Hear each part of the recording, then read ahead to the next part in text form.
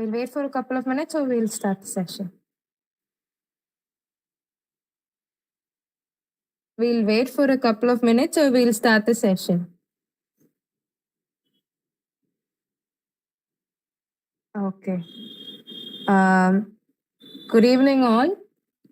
I hope all of you are good and safe. So, today, it was a really, really different sort of a feeling for me when I started reading this book. So, the book is One Straw Revolution, and it is by a Japanese farmer, Mansobu Fukuoka. Sorry for my pronunciation, but so he was initially a scientist and who eventually became a farmer, a natural farmer who was against science. And to me, when I read this book, it was really, really, it really left me with an impact. So, would anyone like to share how they felt while reading this book?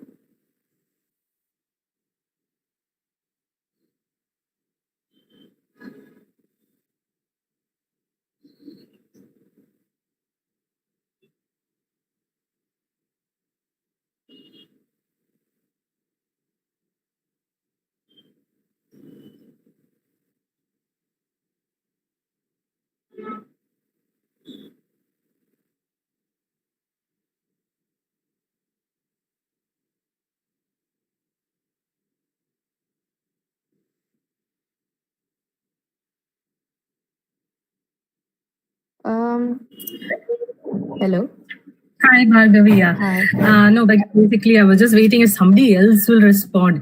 this is, I like, okay, anyway. So I was really astounded by the book, because I mean, the part of the book, and I ended up downloading the whole book. So now I have a backlog of 3 books. I have still yet to finish Tuesdays with Maury, and I have I have yet to finish Phir Bhi Khare Hain Talab. And this is the 3rd book, which is I still have to finish. What an amazing set of books! And it's this one is it's Krishnamurti meets organic farming. Wow, it's just wow. So yeah. Yeah, Vimala, exactly. It was really, really a great impactful. Initially, it starts off, as you said, with Krishnamurti, through Krishnamurti's way of knowledge, and then comes down to natural farming and reverses the table of science that we have and face today. He questions our knowledge as discrimination. As he says, we discriminate what we know by what we know, and how do we unknow or undo everything. So that's how he starts his book.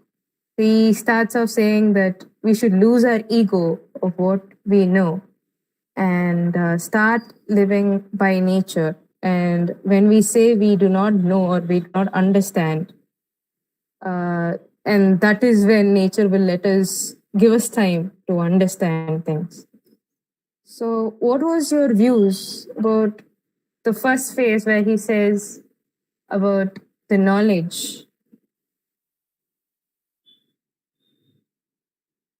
that we have gained, and we say we understand everything, but he even points out that we understand 9 out of 10 things, and we say we know all 10 things because we just connect the dots and we try to understand everything. So, what was your views about that?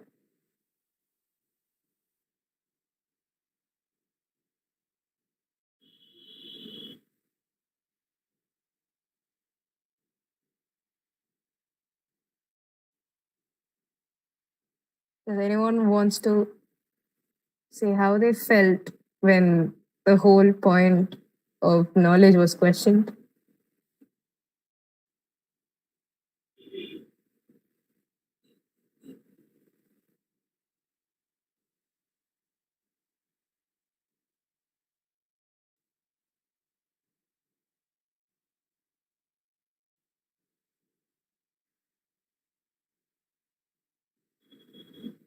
Okay, let me say how I felt when I was questioned in such point. Um, this book made me question each and everything that went on and around me. And it was uh, it was breaking barriers by saying that we can destroy nature, but we cannot recreate it. We think that nature bends as we want, but it doesn't. So that was something that impacted me a lot.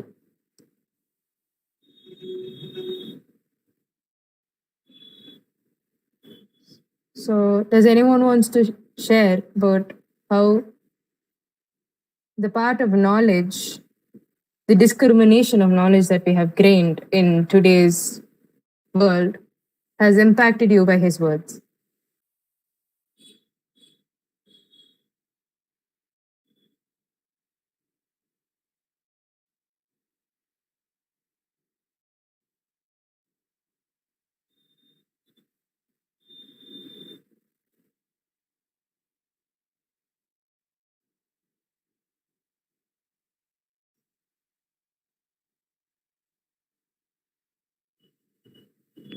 Hello.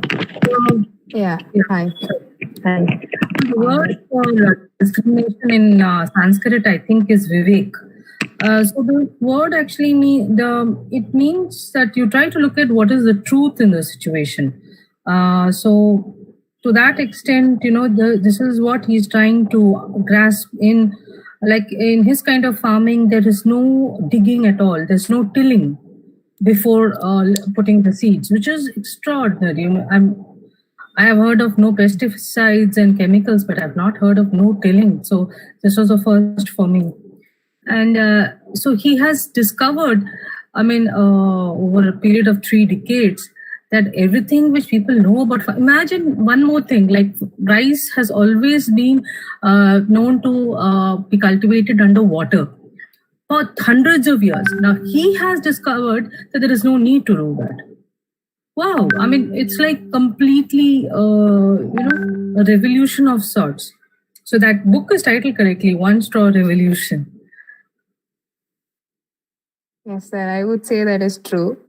I knew this one person who read this whole book. It was suggested by an architect to her.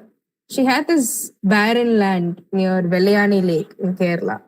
So she read this whole book and she went and bought straws and some sort of manure, not exactly manure, the residues of animals, and she just bought plants for 100 rupees, 100 plants for 100 rupees, and she made a barren land what is today a forest surrounded by a small house. So yeah, his way of farming is really revolutionizing, even though it is the old technique. And he does state that the old technique was laborious, use a lot of laborers who are now kind of jobless because the use of machineries have reduced the use of laborers and reduced the amount of work that is need to be put it in. And No, I think in the book it says that the labor is required only during harvesting, not otherwise. For a normal farming, labor is required throughout the time until harvesting, because you are weeding also, and even the method of sowing and then transplantation, all that is very laborious. But this method is just throwing the seeds, but he's making clay pellets out of the seeds first, so they're not eaten by insects. And there's one thing I wanted to share. It's very beautiful. He says that he doesn't plant in a line. Okay, he just throws them wherever, the seeds wherever, however. Now the beauty of it is, he says the reason is because beetles walk in a straight line and they will eat it one by one if he plants it in a straight line. Amazing. Yes, Pamela, that is true. That is true. And one more thing he talks about during this book is about life and death, the contradiction of both life and death. So when he spoke about it, he says that the life, and there's nothing as sort of life and death. It's a joyful process. There is a beginning. There is no beginning. We do not know what happens before our birth. We do not know what happens after our death. But it's a joyful process that mends along. And he says, he gives a beautiful example how the rice and barley has this joyful and endless life. He says, death is not sorrow, and death is another life. How did you feel when you guys read through that?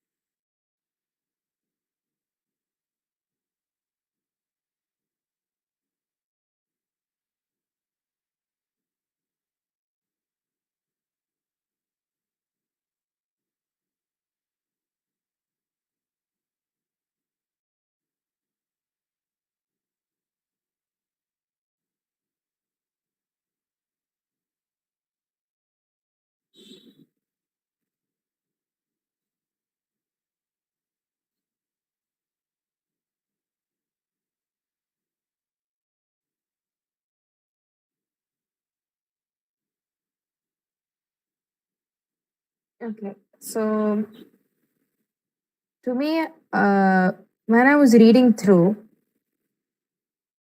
um, he beautifully connects farming and life together, and he he says that the knowledge we gain, the science we study, if we interconnect it with nature, we learn directly from nature. It'll give us more understanding than what we do. He says if we are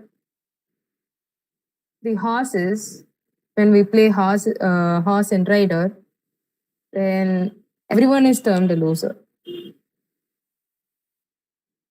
So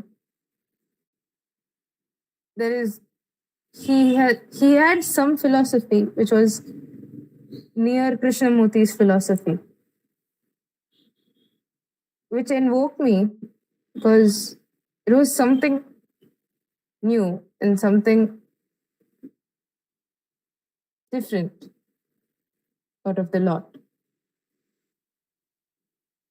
How did you feel about learning from the nature? Have you ever wanted to learn from the nature?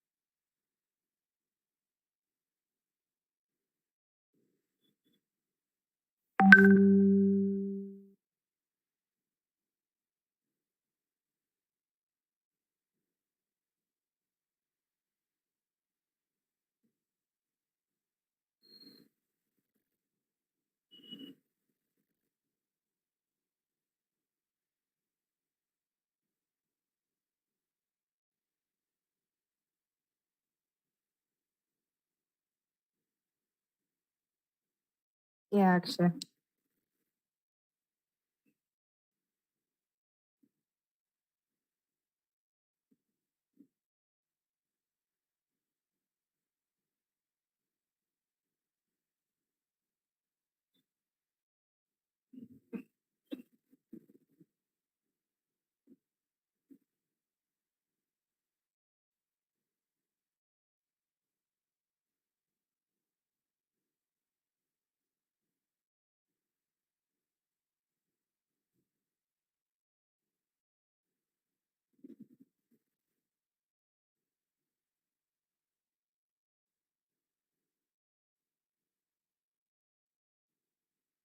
Thank you, Akshay.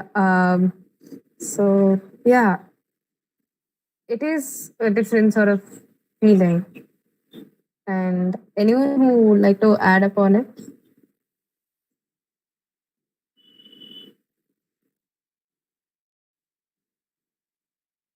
Okay. So moving on, uh, he points out two different people, two different types of people.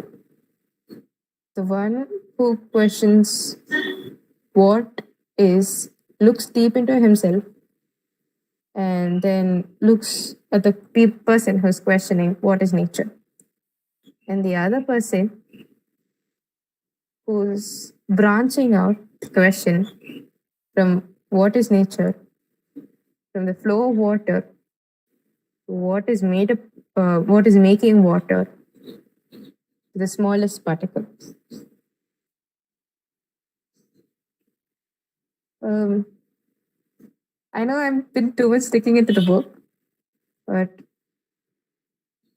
these are small phrases that were really beautiful and that really kind of impacted me. So, was there any impact that was created by any phrase while you were reading?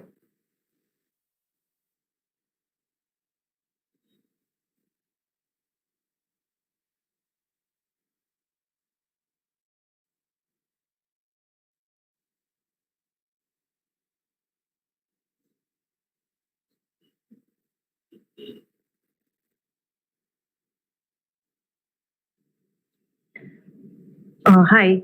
So I wanted to share what really impacted me while I read this. So first thing that came to my mind was what a kind of a person. He has such a clarity of thought, and without any doubt, he's able to state, and all of it makes so much sense if you look at it from this angle. There is so much futility in our development. This is one thing that really stuck to me, because he says, what is the benefit of all this development, the growth of GDP, if there is no increase in happiness, if there is no actual benefit from it? Looking at those figures of GDP, what are we actually achieving? So this is, as every nation, we ought to question ourselves, because we have been promoting development all through these years, but really, to whom is that benefit going to? Who is getting benefited? We don't know that. We are just vouching for that again and again. So that was one thing that really touched me, because I mean, I always used to have that question, but this made so much sense. Like, it brought the entire thing into a perspective and gave a holistic understanding. So I also went on after this to just read some more about him, and I was seeing what he talks about. The whole concept of doing work itself is so alien to in nature. Like, no animals do work. It's only humans who keep doing work, and they want to develop, and we don't know where we are going. So it was very interesting for me. Yeah, that's all I wanted to share. Thank you, Janani. Yeah, Janani, this goes back to yesterday where we'd all become like the bees, which are always trying to be useful, and no joy left in life. True. Only efficiency and not looking at what it is. Why are we doing that? Yeah, it really connected to that book as well. Correct.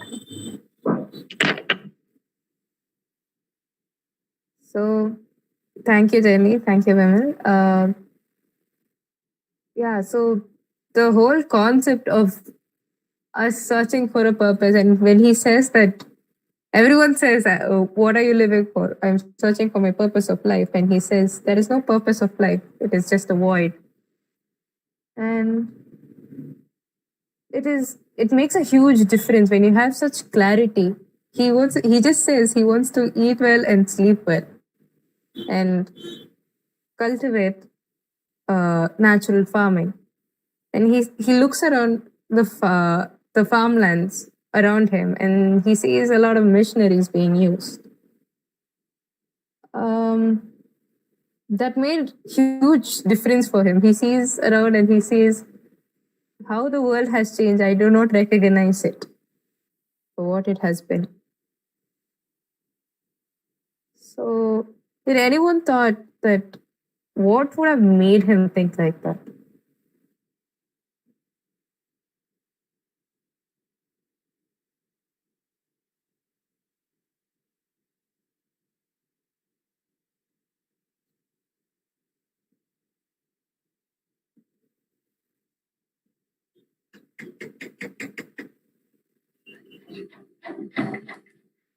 Hi, good evening. Can I share?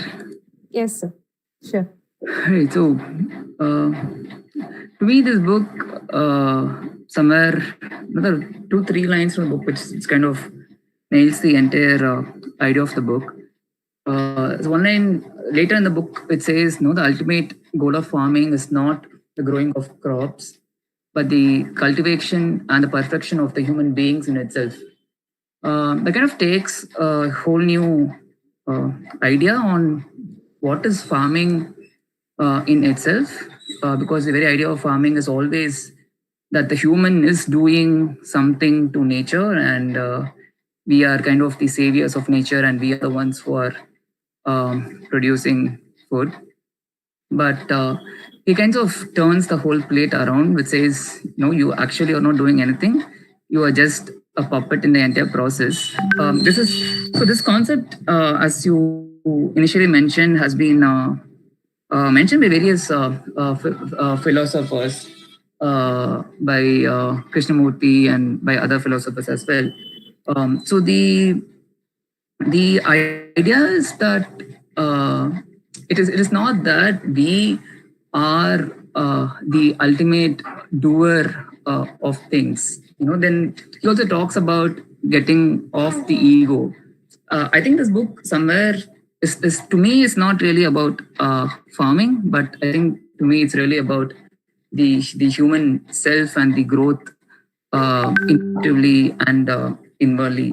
I think to take a different perspective on the book, if we kind of have to replace the seeds with our hearts and the crops with ourselves, I think it kind of makes a very different sense kind of altogether. Like how Vimal was mentioning that you don't really plant in the same row and you just scattered all over the place. This kind of concept is also mentioned in other books. There's a book called Fluid by Ashish Jaiswal, if I'm not wrong. So he also talks about how human beings always have to be instead of fluid, in a sense where we have to be in the flow of thoughts of the universe for us to understand ourselves better. So he also kind of comes back to the same point, saying, the healing of the land and the purification of the human spirit is the same process. That's something very, very deep that we have kind of moved really, really far away from. To the saying which says, no, we really cannot understand Gandhi or Kumarappa or Vinoba because we have really moved much, much, much far away in the thoughts from them. It's very easy to disagree with Gandhi or to criticize Gandhi because it takes a lot of time to understand him to actually what he is. So I think the same with this guy also. When he says what does actually healing and purification of the human spirit mean, that by itself is a big process. And I think connect back to what the philosophy of Naitalim that was told by Abhaibang. I think it's kind of learning by doing. I think again goes back into the process of unless until you actually go into the farm, actually sow a seed over there and then wait for it to spring. I think you will never understand what it means by purification of the soul. I think I'll just end with a very small story. And I think it's one of the most beautiful stories that I've ever read in the last couple of months, maybe. And it's a very short story. Maybe it's of 10 lines and it's got 5 pages. That's all the book is. So the first page starts with a boy once sowed a carrot seed. The second page goes like his mother said it won't grow. The third page is his father said it won't grow. The fourth page, his brother said it won't grow. The fifth page says the young boy continued watering the seed. The next page says the carrot sprouted one day, and the boy was happy as he always knew that the carrot will sprout. And the book ends over there. So I think with that, I will leave to you guys, and thank you so much, all of you, for being here and sharing your views. It means a lot to all of us here. Thank you, Bhargavi. Thank you. So, anyone wants to add on to it? Hello. Actually, after hearing that beautiful story, it reminded me of a moment back in my childhood. Because I think it was in first grade or kindergarten, when in school we used to have little patches in the garden for us to grow whatever we would like to. So some people were growing vegetables and some people were like tomatoes and stuff like that. And I was actually growing sunflowers. So it was the first time I ever tried it and whatnot, even though we have a garden at home. So they gave us seeds, and of course they said that this is your patch of land and you have to water it every day and whatnot. And at the very beginning, I was always scared, like the rest of the vegetable and like plants started to sprout and everything, and I didn't even have like the first shoot coming out. So I used to worry so much, but then I was like, no, it'll grow. I know it'll grow. So every single day I used to just water and then, be consistent about it and like just wait and wish for that little sprout to come about.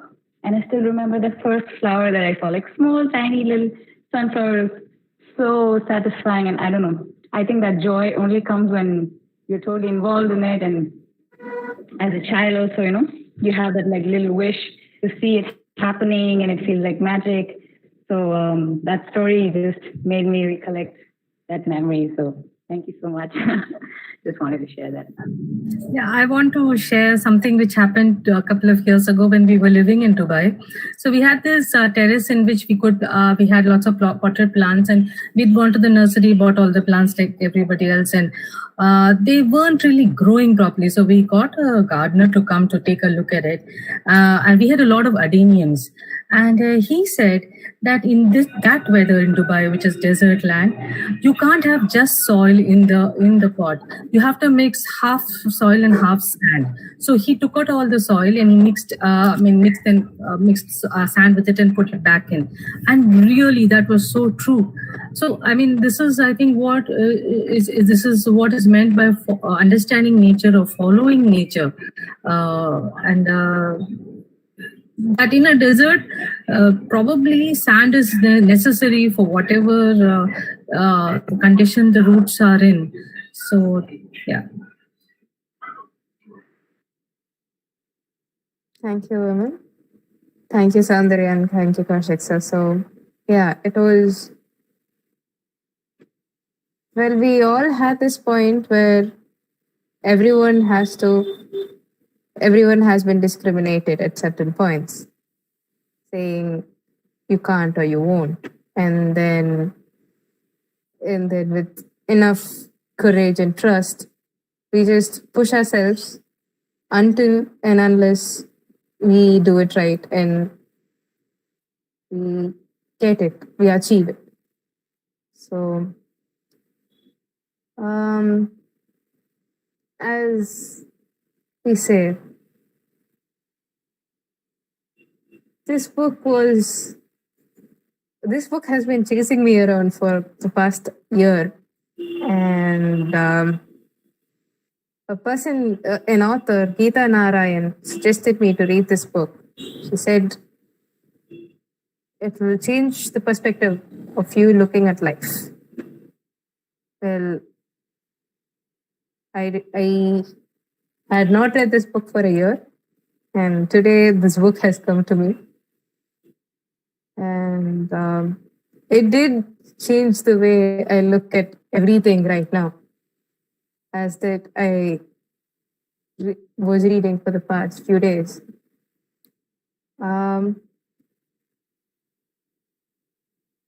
It made kind of like a huge impact. And some of the things that I read went above my head. And some things changed perspective. So, did you feel that this book was mainly emphasizing what was happening around? The light around, the scene around, the shadows that were going around. How did you feel when you read? How were you feeling as if you have traveled to Japan somehow? Somewhere near Osaka, a small village near Osaka, and been traveling around in autumn. How did you feel when you read such descriptive words?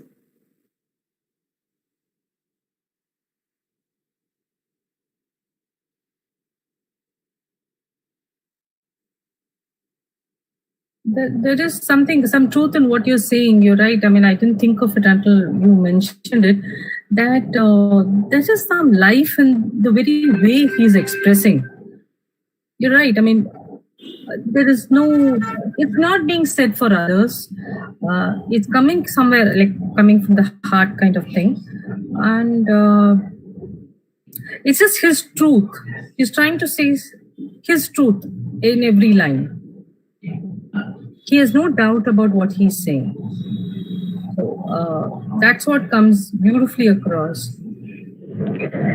I just wanted to add to that. So in the beginning of the excerpt itself, he says that I don't know who will want to listen to these thoughts of a foolish farmer or something like that, to that effect. He says that everything is futile, even writing is futile.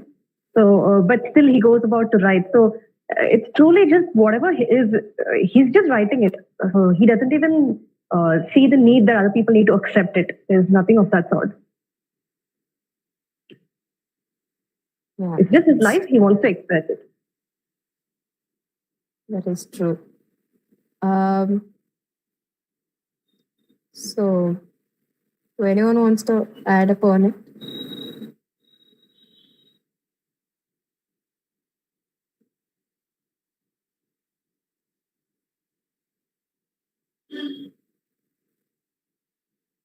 Well, after reading this part of the book, and I did a little digging upon him. I was too curious about who he was and what he was doing.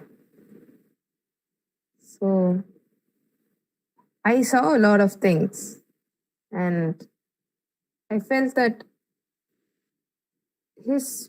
what he saw through his life had made him change his beliefs, his focus, and everything.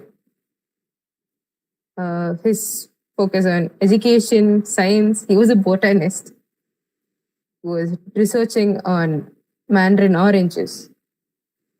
And that's when he said, there's this line in the book that he says, we see oranges and we see greens as leaves. We separate them and the color vanishes. So, how did you feel when he was questioning the utter belief of what we see day to day?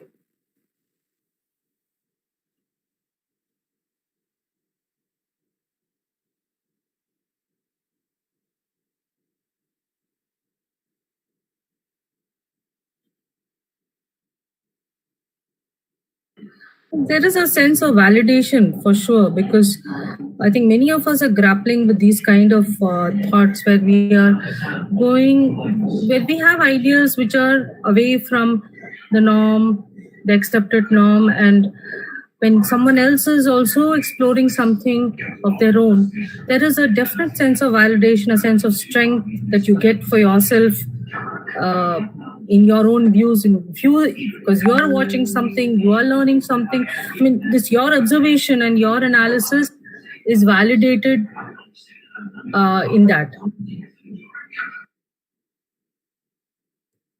Thank you, Amal. So I want to step aside from the book and ask, how long did you guys take to read this book? How long? It is, since it's day 12, I want to ask you all, how long did you take to read this book?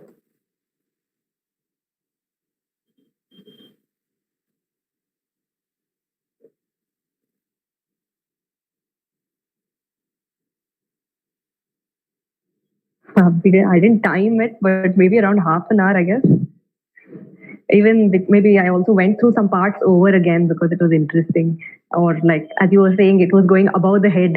So I revisited some parts. So I think I took about half an hour. I'm still reading the whole book because I downloaded the whole book.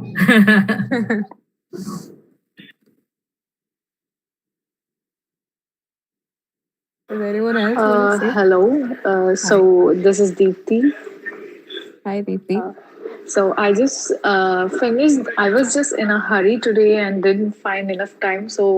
But I just wanted to read the book because reading the first paragraph itself, I just fell in love with this, because I come from a farming family. So my father is basically a farmer. So I was really a bit dragged, and I was deeply into it. So even in a hurry, I just finished it in 15 to 20 minutes. I wanted to read it again. I'll be downloading it and reading it. So I'll just summarize my thoughts in a minute. So the main thing which dragged me and took me, like, break me bad, like you said, was the part where he questions about the purpose and says that there is literally no purpose. Like when we were born, and we don't come with a purpose to onto this earth. So no one comes with a purpose. It's all what we create and we build around because of our circumstances and all. And the other point about the growth factor. So we literally need no growth actually, but the world is like that. Like they say that we want growth, and they bring some mechanical things into our lives which makes our lives easier, but at the end, at the cost of something else. It is done at the cost of something else, and that's the saddest part.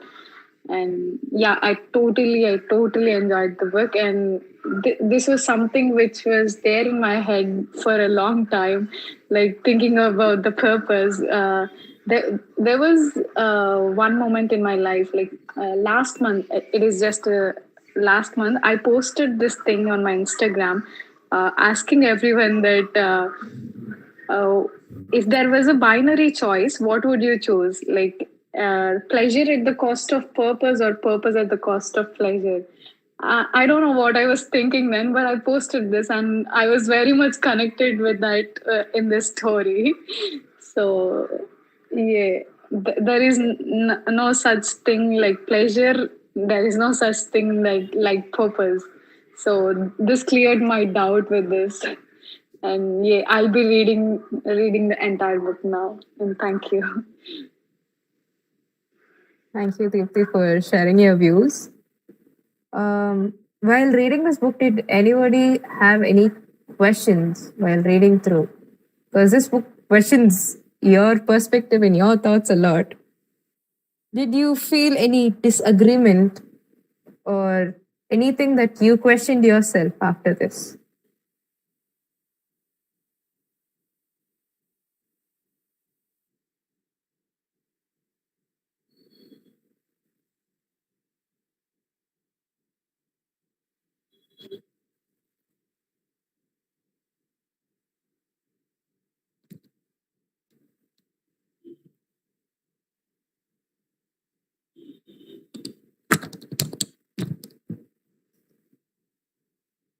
Hello, am I audible?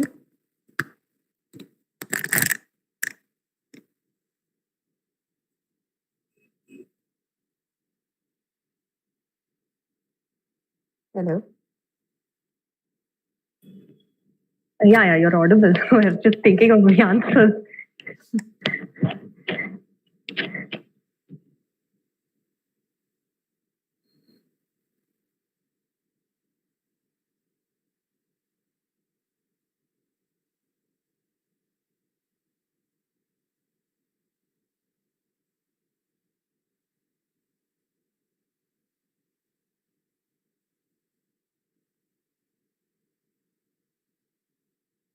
So this book put a lot of questions and actually shook me a lot.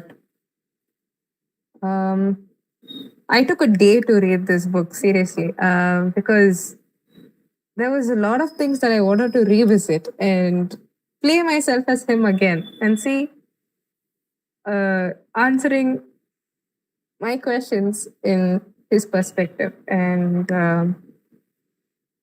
yeah, I felt a lot of new answers that have arrived. Because when anyone asks you, what do you live for? You say, I live for a purpose and I'm searching for it.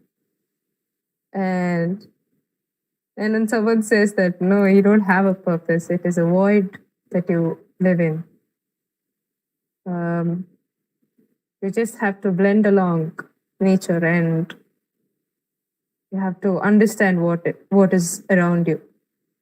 You're just you're just living in a chaos right now.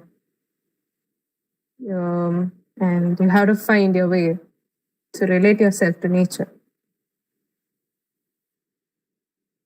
and understand. Forget what is known and understand.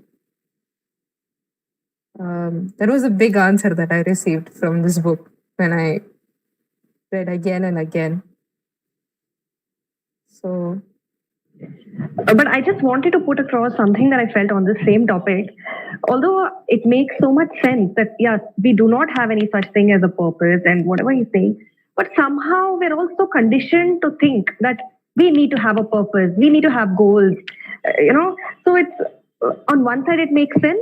On the other side, I'm still grappling with that reality. Like, how do I live with the fact that, okay, I don't have a purpose? I should, or it's not like I already have a purpose, but as you were saying, looking for a purpose should stop looking for a purpose, right? Then if there is no purpose, I don't know, but somehow it's sort of contradictory inside, maybe because of the beliefs we have developed that we need to have a purpose, that we need. So to get over that probably will take more time than just understanding the statement that it has to sink in. Frankly speaking, I think the part of the thing that we've been given to read is the philosophy of this man. The rest of the book, if you go from the beginning, is fully purpose driven because he is fully, every bit of the rest of the book is about agriculture. And he is very purposefully working on a lot of problems and solving them, observing and learning, using his microbiology background. And it's enormously purpose driven life.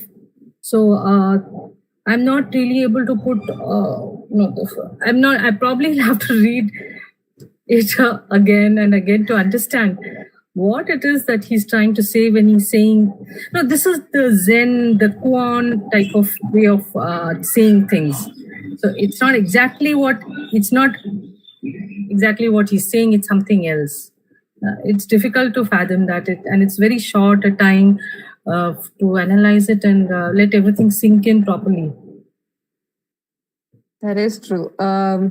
Yeah, this book had a lot of contradiction and disagreement in the not in the initial stage, still now. But did any of you have any such disagreements other than this purpose driven that is there along with this portion of the book that you have read?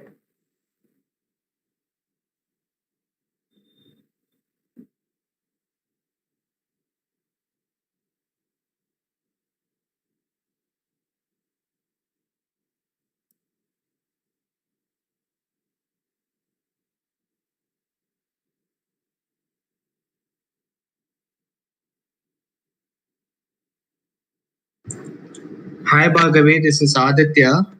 Hi, Aditya.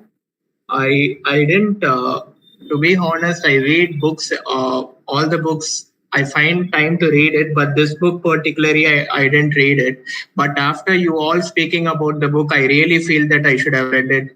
But looking at what all of you were actually talking about and discussing about, I just have a question or just a thought. So this purpose for life, it is just a perception of mine. Is living itself is a purpose for a human being. Why do we have to, as all of us are saying, why do we have to chase for materialistic purpose or something like an aspiration? Instead of purpose, I would say aspiration to be something. So if we just keep away from the aspiration, so maybe is it just that aspiration which we call it as a purpose, as in I aspire to become a millionaire or I aspire to become a philosopher, whatever it is. So we aspire something and we make it the purpose for our life. But can't it just be like living itself is a purpose, just living where you are? Or is so that's one question. And another thing is the purpose of life different from person to person depending upon where he is born. For example, you're born into a very poor family. Suppose someone is born into a very poor family. So his purposes is determined by the situations around him, whatever happens around him. So he takes decisions depending on the situations, and he has aspires for something else. So that becomes the purpose for life.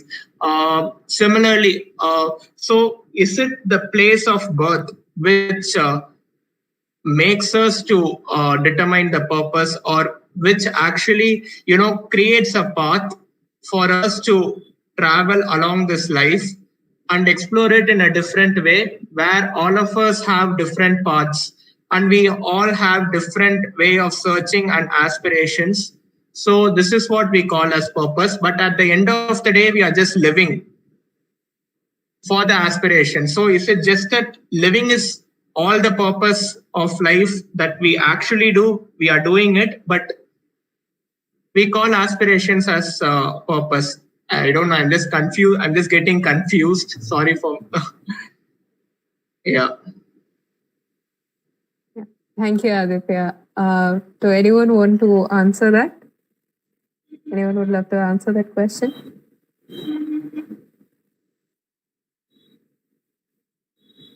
Aditya, I think you're trying to say aspiration and purpose.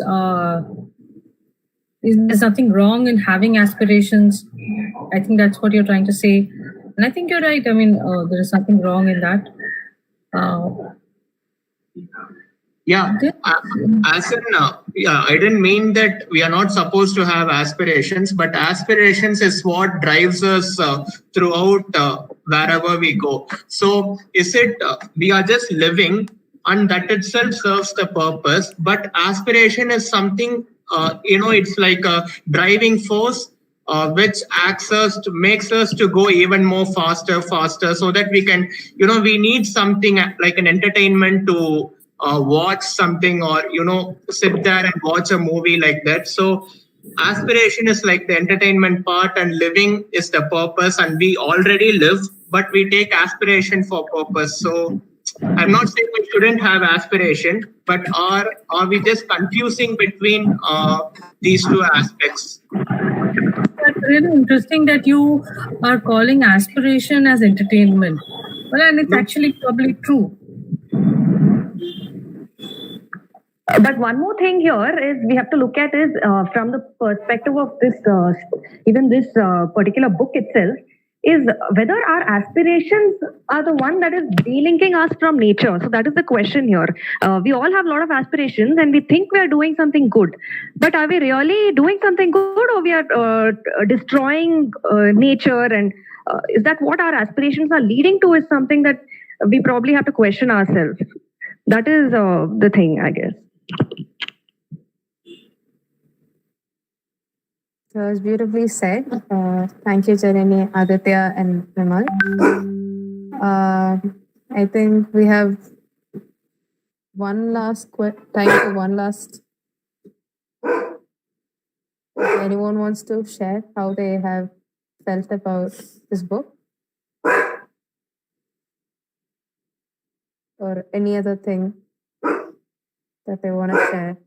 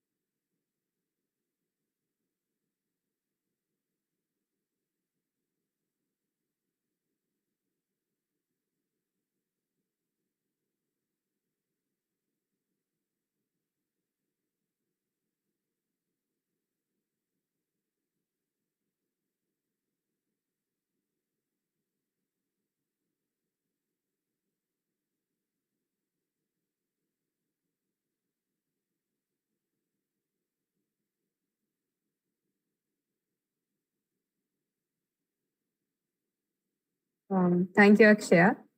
So, yeah, I would say that just a minute. I'm so sorry. Yeah, I would like to say and add on that there's a lot of questions that comes along and a lot of contradiction that comes along with this philosophy. Um, so, yeah, the thing is that,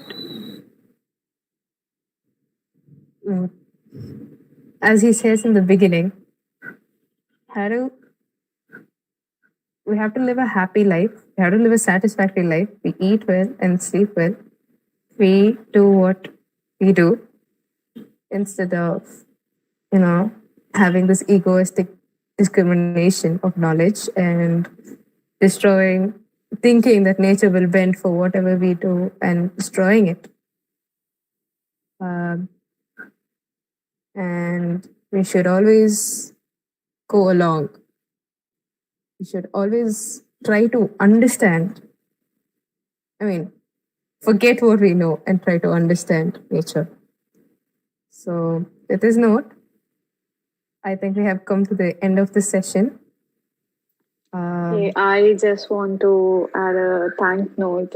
I don't know whether I would read this book in my lifetime or not. And thank you for Akarma for choosing such a wonderful, wonderful book. And it really changes the perspective of the way we think now. And yeah, thank you so much for that. Beautiful book it was. Yeah. Thank you, Deepthi. So, would anyone like to share anything? Just a final thought, just another perception. So, what I was perceiving was maybe we are already serving the purpose of our life just by being born and going through life, living it. It is aspirations that creates unique stories for each and everyone. If aspirations aren't there, we will be just living the life. I don't know, maybe it may be monotonous. Everything might be same. So aspirations is what makes everything unique, everything different, all of us different. So we are already serving the purpose of our life by just staying here on the earth and living purpose. By the same way, we are also trying to find some other means to discover or something or make ourselves unique, which is what is called aspiration. I don't know. This is just a perception I would like to share it. Thank you. Thank you, Aditya. Yeah. With this, we have come to the end of this session. Thank you all. Have a good evening. And keep track of it and do write about it. Thank you all for being present today. And thank you, Vimala. Thank you, Jalini. Thank you, Akshaya, Aditya, Kaushik, sir, and Deepthi, who have spoken today. And Soundarya, who has spoken today. Hopefully, we'll see you soon. Thank you. And bye. Thank you, Bhargavi. It was really nicely shared. Thank you so much.